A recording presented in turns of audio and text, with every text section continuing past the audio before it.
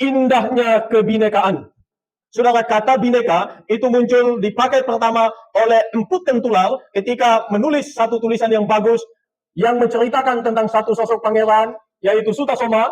Itu sebenarnya adalah cerita fiktif, tetapi ada pesan moral yang disampaikan berkaitan dengan kata yang dia pakai di dalam tulisan itu, yaitu kata bineka. Bineka itu artinya berbeda-beda, tidak sama. Tetapi kemudian ada bine dan kemudian eka itu satu. Dari kata bineka saja, memang kita berbeda-beda. Tetapi di dalam keperbedaan itu ada satu kesatuan yang tak boleh kita lepas daripadanya.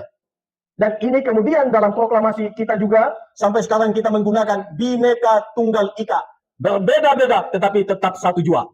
Kita dari berbagai suku bangsa, dari berbagai suku, dari berbagai bahasa, dari berbagai warna kulit, dan macam rambut, macam muka, macam mata, dan lain sebagainya. Tetapi kita ada di dalam satu wadah yang besar, satu rumah yang besar, yang disebut NKRI, yang kita panggil sebagai Indonesia. Itu satu contoh. Tetapi yang saya ingin sampaikan di dalam konteks ini, mari kita melihat betapa indahnya ciptaan yang Tuhan beri. Bukan di hari kelima saja, tetapi tatanannya dimulai dari hari pertama sampai hari yang keenam. Istimewa hari yang kelima, Tuhan mencipta burung di udara dan ikan-ikan di laut. Saudara, ada beberapa kata penting yang ada di dalam ayat-ayat yang sudah saya sampaikan, yang kita sudah baca bersama. Yang pertama, kata itu adalah berkeriapan. Hendaklah dalam air berkeriapan makhluk yang hidup. Jadi bukan makhluk yang mati, tetapi yang hidup, yang terus melanjutkan eksistensinya, seperti yang diperkenan oleh Tuhan harus terjadi demikian. Kata berkeriapan itu sama dengan bergerombolan, berkerumunan, begitu banyak, yang pada akhirnya ini terus menjaga eksistensinya, sehingga secara literal ini berkaitan dengan berkelimpahan ciptaan Tuhan di dalam air dan di atas, di udara, berkaitan dengan ikan-ikan di laut dan burung-burung di udara. Maka dari ayat-ayat ini kita memahami bahwa dari kata itu, istimewa keriapan, ada begitu banyak jenis dan begitu banyak jumlah daripada ciptaan Tuhan ketika Tuhan mencipta di hari yang kelima ini.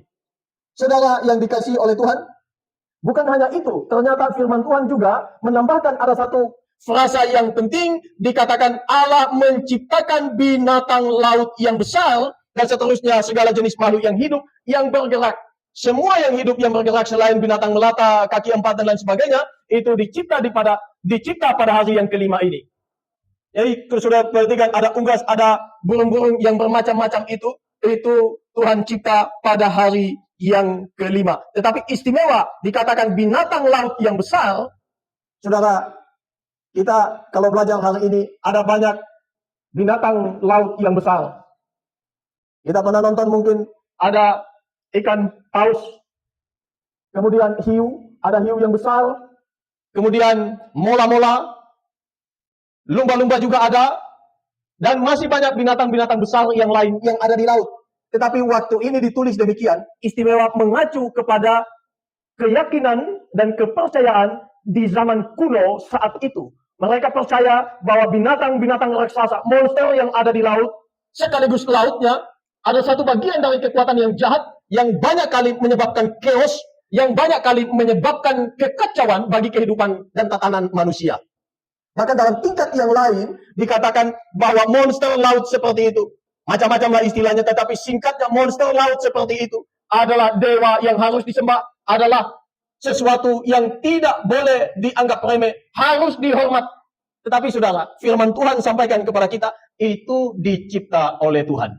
Maka segala sesuatu yang menjadi bagian dari ciptaan Allah tidak boleh disembah. Kita sudah belajar pada hari yang keempat, matahari pun, bulan pun, bintang-bintang pun, semua itu dicipta oleh Allah. Maka tidak boleh menyembah benda-benda langit. Sekarang Tuhan memperhatikan apa yang ada di dalam tatanan bumi ini. Tuhan melihat burung-burung tidak boleh disembah. Tuhan melihat segala isi yang ada di laut, itu pun tidak boleh disembah. Tetapi harus diperdayakan, harus menjaga baik-baik itu sebagai karya dan ciptaan ilahi. Tapi tidak boleh disembah. Saudara, perhatikan kepercayaan lama kita juga, ada yang menyembah ular, ada yang menyembah buaya, katanya buaya putih, ada yang menyembah makhluk laut, ada yang menyembah guntur, matahari, dan lain sebagainya. Semua itu dalam tatanan penciptaan hanyalah ciptaan. Semua itu disebabkan oleh satu eksistensi yang tidak mungkin disebabkan oleh yang lain, yaitu Allah. Maka tidak boleh menyembah hal-hal yang seperti itu. Kita harus lebih kepada apa yang menjadi penyebab daripada semua itu. Menyembah hanya kepadanya. Dan firman Tuhan katakan, namanya adalah Elohim. Namanya adalah Yahweh. Kemudian ketika menjadi manusia, anak Allah menjadi manusia, kita menyembah kepada Allah Bapa di surga, di dalam dan melalui Kristus Yesus Tuhan kita. Dalam pimpinan Roh-Nya yang kudus, memampukan kita, memimpin kita untuk melihat kebenaran yang sesungguhnya di balik semua kebenaran yang boleh disebut dan definisikan oleh manusia. Itu yang Tuhan ajarkan. Dari penciptaan ini, kita sampai pada satu ketertundukan bahwa segala sesuatu yang ada di dunia ini disebabkan oleh Allah, dikontrol, dikendalikan oleh Allah, dipelihara oleh Allah, maka tidak boleh menjadi sesembahan. Fokus hanya kepada Allah.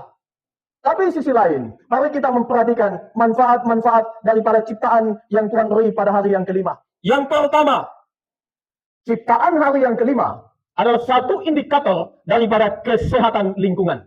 Saudara, kalau ada polusi udara, di situ jarang kita temukan ada burung. Karena burung sensitif dengan polusi. Pasti akan pindah. Kalau tidak pindah, tidak bermigrasi, kemungkinan besar burungnya akan mati. Itu kalau di udara. Kalau di laut, kalau ada tempat-tempat di laut atau di air manapun yang tidak sehat, yang tidak layak dihuni, di situ tidak ada ikan yang membuat kita bisa makan dagingnya. Pasti mereka akan berpindah ke satu tempat. Kalau tidak sempat berpindah, pasti matilah ikan-ikan di situ. Itu menjadi indikator kesehatan alami yang Tuhan beri pada alam, baik pada udara maupun pada laut, maupun pada air. Jadi kita bersyukur Tuhan memberi ini supaya kita bisa memahami, oh ternyata kalau banyak ikannya, ikannya gemuk-gemuk, dan ikannya bisa dimakan, ini airnya bagus, kehidupan jadi sehat di sini. Bali masih menjadi salah satu yang bagus untuk ditempati, baik dari udara maupun lingkungannya. Tetapi kita harus jaga.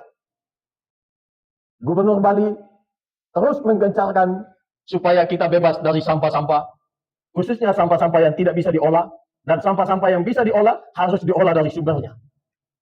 Dan seterusnya, itu kebijakan-kebijakan supaya Bali tetap kita bisa jaga. Tetapi poin yang ingin saya sampaikan, berkaitan dengan penciptaan hari yang kelima ini, supaya kita tetap menjaga kelestarian udara dan menjaga kelestarian laut dan air di mana kita akan hidup di situ. Saudara, tanpa itu kita sulit untuk hidup. Tapi Tuhan sudah tahu, maka demikian adanya Tuhan menjadikan supaya kita bisa untuk menjaganya dengan baik. Jadi burung dan ikan menjadi satu indikator bahwa tempat itu sehat. Udara kita sehat. Kalau mau supaya burung tetap ada di sekitar kita, jangan tangkap isi dalam sangkar. Tapi tanamlah tanaman yang bagus, yang banyak.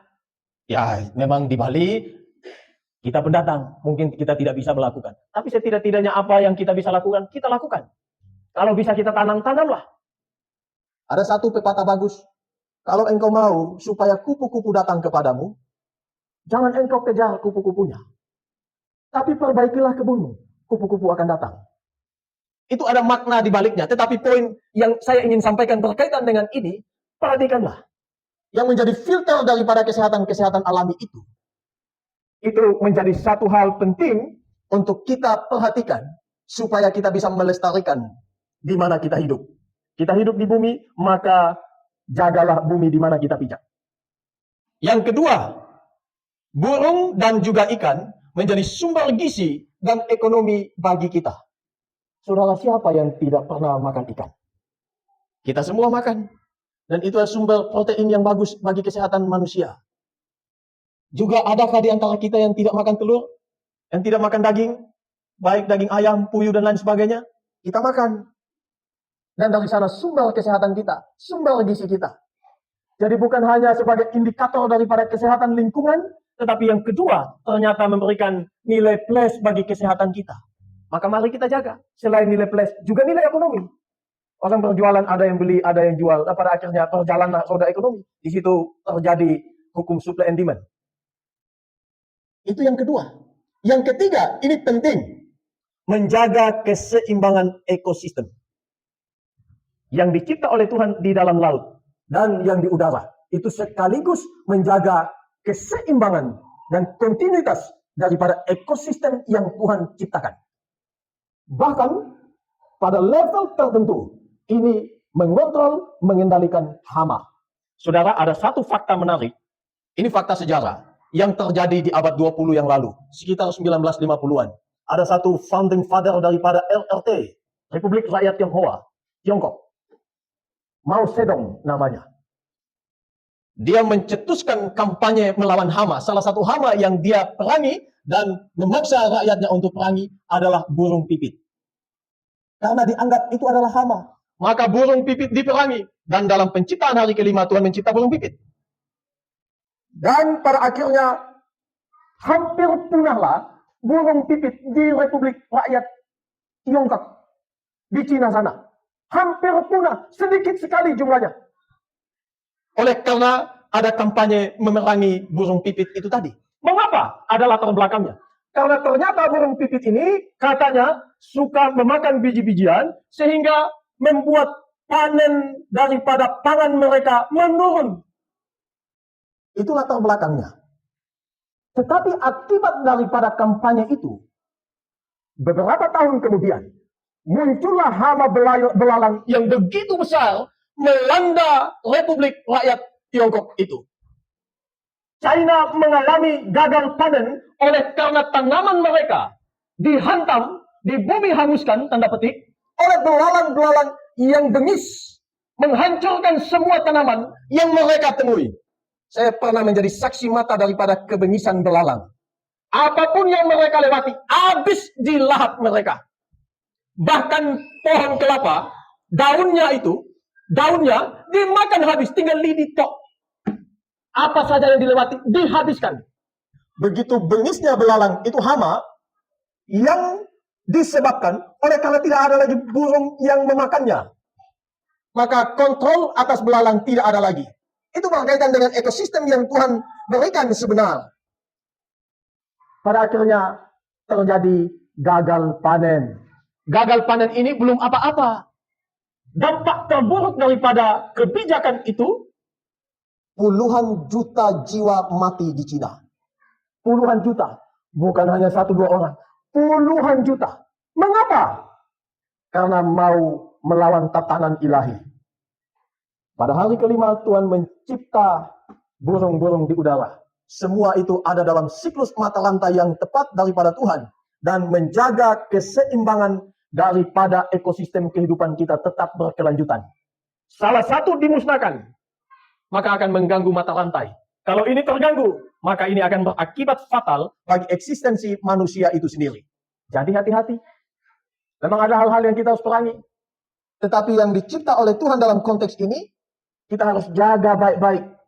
Jangan sampai kita yang menjadi pemusnah daripadanya. Jadi 3 hal itu manfaat setidaknya. Ada banyak hal tapi 3 cukuplah. Karena poin kita bukan di situ, maka sekarang mari kita memperhatikan apa poin daripada penciptaan ini. Seperti tema yang saya katakan tadi, indahnya kebinekaan. Ada 2 hal yang ingin saya sampaikan. Bineka itu indah, sebab di dalam keindahan itu kita melihat banyak warna. Dan banyak hal yang kita bisa dapatkan di dalam. Jadi tidak monoton, tidak membosankan. Karena begitu banyak warna yang kita bisa jumpai dalam kebinekaan itu. Perbedaan dan keragaman itu menyebabkan kita boleh menikmati dari berbagai sudut dan dimensi akan perbedaan-perbedaan yang ada. Di dalam konteks ini, maka kita harus memahami beberapa hal. Perbedaan itu bukanlah musuh. Bukanlah sesuatu yang harus diperangi.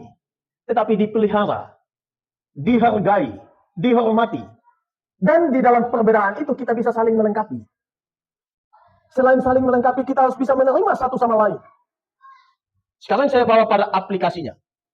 Saudara, dalam satu keluarga pasti ada suami atau papa, ada istri atau mama, lalu ada anak. Bayangkan kalau semua adalah laki-laki. Itu disebut apa jadinya? Kalau semua adalah perempuan dalam satu keluarga. Siapa suami? Siapa istri? Tidak bisa dibedakan. Tetapi perbedaan itu melengkapi satu sama lain. Tidak mungkin tanpa perbedaan kita bisa membuat satu rumah tangga yang indah. Memang sekarang digaungkan tentang pernikahan sesama jenis. perempuan dengan perempuan, laki-laki dengan laki-laki. Tetapi itu menentang ordinansi daripada penciptaan Allah. Pada hari yang ke-6, penciptaan hari ke-6, kita akan belajar tentang itu. Tuhan mencipta laki-laki dan perempuan. Tetapi bayangkanlah, tapi jangan melakukan. Seandainya laki-laki ketemu laki-laki, satu rumah tangga. Perempuan, satu rumah tangga. Bagaimana mungkin yang sama ini bisa bersatu? Persatuan dan kesatuan dalam keluarga itu datang dari perbedaan. Jangan pernah menganggap itu sesuatu yang aneh. Memang kita berbeda kok. Dan perbedaan itulah yang menyebabkan kita saling melengkapi. Perbedaan itulah yang membuat kita bisa saling support satu sama lain. Mana mungkin dengan kesamaan yang ada, kita bisa dipersatukan. Tapi jangan salah paham dengan bahasa itu. Yang saya ingin tekankan, bahwa perbedaan-perbedaan di dalam level yang Tuhan perkenan harus dijaga sebaik-baiknya. Jangan sampai kita merusaknya, menuntut supaya tetap satu, tetapi sebenarnya tidak mungkin.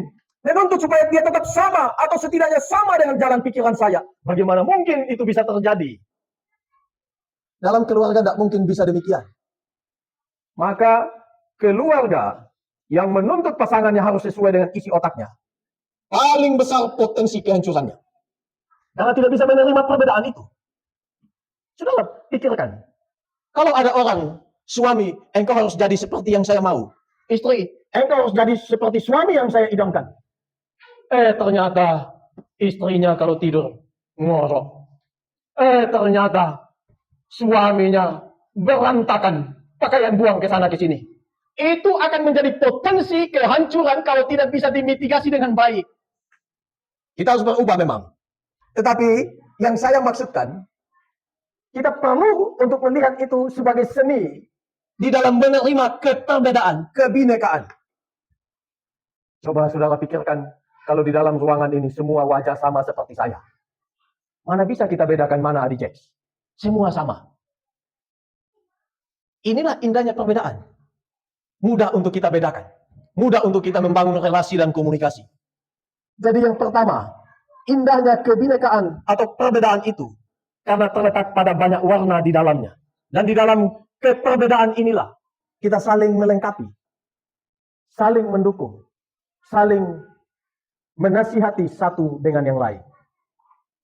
Kalau dalam satu rumah tangga ada dua kepala, maka itu bahaya sekali bagi pernikahan.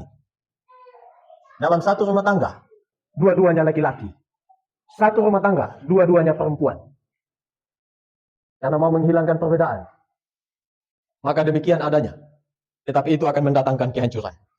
Tidak mungkin. Penuh warna itu indah. Jangan kita hilangkan. Tetap kita jaga. Tetapi saya tidak membenarkan, tidak membetulkan perilaku-perilaku yang atas nama perbedaan, sebenarnya itu adalah kelemahan yang bisa diubah. Itu hal yang berbeda. Saya tidak maksud ke sana. Tetapi di dalam pernikahan sekalipun, itu ada seni merajut dan seni untuk mengayomi, seni untuk menjaga kelestarian pernikahan di dalam perbedaan. Pernikahan bukan hanya sekedar menjalani kehidupan, tetapi itu adalah seni kehidupan setiap hari. Satu saat ketika salah satu dipanggil Tuhan, kita akan menyadari dan mungkin akan mengatakan, dia yang paling mengerti saya. Padahal selama hidup seperti Tom dan Jerry. Tapi setelah tidak ada, dia yang paling mengerti saya. Mengapa? Karena setelah berefleksi dari masa yang lalu, itulah seni dalam berumah tangga. Jangan sia-siakan. Penuh warna itu bagus. Yang kedua, indahnya kebinekaan, karena di dalam ada manfaat yang nyata bagi kita. Seperti burung tadi ada manfaat dan ikan juga demikian adanya. Juga sama di dalam keperbedaan. Tuhan mencipta laki-laki, Tuhan mencipta perempuan, ini berbeda. Tuhan mencipta ada yang dari suku lain, suku sana, suku sini, ini berbeda. Tuhan mencipta kita dengan karakter masing-masing, ini berbeda. Tetapi bagaimana yang berbeda ini? Sekali lagi, kita bisa atur sedemikian rupa, supaya mendukung satu sama lain, bukan saling menghancurkan satu sama lain. Kalau semua di sini kulit putih, saudara belum tahu. Orang yang kulit putih itu carinya yang kulitnya kalau bisa jangan yang putih lah. Orang yang hitam kalau bisa cari yang putih. Dan seterusnya begitu. Karena ketika melihat semua putih, dari kecil sampai besar, semua putih. Tidak ada yang lain lagi kah? Tapi poin yang ingin saya sampaikan dari bagian ini adalah bagaimana perbedaan itu indah. Karena di dalam ada manfaat-manfaat yang tidak boleh kita abai satu sama lain. Lihatlah kehidupan rumah tangga kita masing-masing. Dan belajarlah di dalamnya. Satu hal lain lagi yang penting, justru dalam perbedaan itu kita belajar memahami. Belajar bagaimana untuk mengendalikan diri. Belajar untuk bagaimana merasakan apa yang dirasakan orang lain. Itu dalam perbedaan. Justru ketika orang lain tidak sama dengan pikiran kita, maka kita belajar, oh bagaimana karakternya. Bagaimana sifat-sifatnya. Karena tidak mungkin kita bisa memaksakan orang lain harus jadi saya. Atau harus jadi seperti otak saya. Itu akan menjadi kacau belaka. Nah inilah yang dimaksudkan oleh firman Tuhan kepada kita, indahnya kebinekaan. Kita tidak bisa abai, kita harus terima itu sebagai berkat yang besar daripada Tuhan. Kalau kita mengatakan, perbedaan itu mempunyai banyak potensi permusuhan dan kekacauan. Sekarang saya bertanya balik, adakah di dalam kesamaan tidak menimbulkan potensi kehancuran? Nah, masalahnya bukan di antara perbedaan atau kesamaan, bukan itu masalahnya. Masalah utama daripada pemicu kehancuran dan kekacauan di mana saja, di level apa saja. Bukan hanya dalam keluarga, di tempat kerja, di tempat usaha. Itu ego pribadi. Paradigma kita lah dan ego kita lah yang menyebabkan itu menjadi satu potensi kehancuran dari perbedaan maupun dalam persamaan. Kalau semua di sini adalah kepala, tidak ada tangan, tidak ada mata, tidak ada telinga. Mau jadi apa? Kalau tubuh kita ini semua hanyalah mata, tidak ada tangan. Siapa, bagian tubuh apa yang akan menggerakkan kita untuk mencari makan? Kalau semua di sini adalah telinga, bagaimana kita bisa berjalan? Satu ilustrasi yang disampaikan oleh firman Tuhan kepada kita. Kristus adalah kepala. Dan jemaat adalah anggota tubuhnya. Sebagai anggota, ada telinga, ada mata, ada mulut, ada hidung. Ada berbagai-bagai anggota. Tetapi justru oleh karena keperbedaan inilah kita saling melengkapi. Kalau saya yang harus main musik, lalu jadi singer, jadi WL sekaligus, khotbah sekaligus, semua dilakukan sekaligus. Saudara pikirkan, apa jadinya pelayanan kita ini? Kalau semua dalam rumah tangga mau jadi kepala, istri mau jadi kepala, anak juga pengen demikian, maka rumah tangga itu tinggal tunggu waktu saja. Kalau semua mau di posisi yang sama dalam satu waktu, tidak mungkin ada kebaikan di dalamnya. Nah ini yang Tuhan ajarkan kepada kita. Tuhan adalah kepala kita. Dan sebagai kepala dia telah mengorbankan dirinya. Sebentar kita akan mengikuti perjamuan kudus. Dan kita semua ini adalah bagian dari anggota tubuhnya. Sebagai anggota tubuh kita saling melengkapi. Dalam komunitas ini tentunya. Di rumah juga kita saling melengkapi. Di tempat kerja juga demikian. Hanya ada satu bos, yang lain tidak. Harus saling melengkapi satu dengan yang lain. Dan saling support satu dengan yang lain. Dan sembari terus belajar. Belajar itu menyebabkan ego kita makin turun. Makin turun.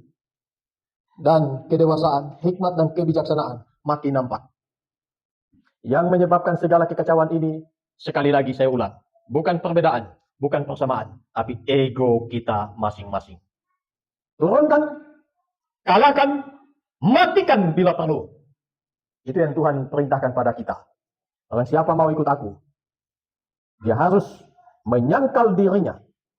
Dia harus membuang egonya. Itu maksudnya. Ikut salib, ikut Tuhan setiap hari. Egonya harus dibuang. Jangan menang sendiri. Jadi persoalan ego itu pengen supaya dia jadi fokus. Dia harus diutamakan. Ego itu menyebabkan harus saya yang menang. Harus saya yang benar. Harus saya yang kendalikan. Semua akan selesai. Tetapi dengan firman Tuhan ini, kita memaknai kebinekaan.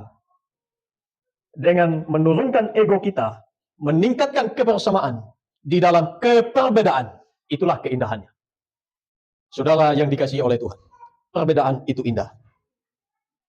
Dan dalam kebersamaan, kita boleh merajut dan memelihara perbedaan kita. Satu kunci untuk kita. Kristus adalah kepala kita. Kita semua anggota saling melengkapi. Mari kita tahu, sadari, aplikasikan posisi dan panggilan masing-masing. Di mana saja, saya tidak sedang bicara di gereja ini saja. Di mana saja, maka itu membuat keindahan-keindahan terjadi dalam perbedaan. Tuhan memberkati.